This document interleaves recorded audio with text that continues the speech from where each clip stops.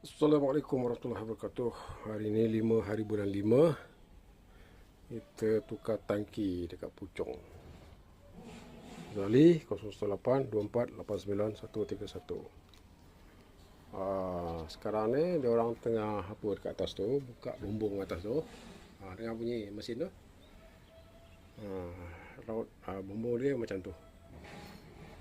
Tu dia orang tengah buka bumbung tu. Lepas buka bumbung nanti diorang akan tarik tangki ni naik atas. Lepas tu kita pasanglah dia punya tangki ni. Lepas tu piping dia, macam tu lah cara dia.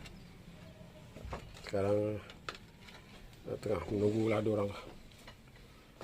Tunggu diorang buka besi bumbung dulu. Besi apa ni, tangki ni bersih. Kita dah cuci. Tu ada lagi belen air sikit tu. Tak apalah. Apa pun dia dah bersih.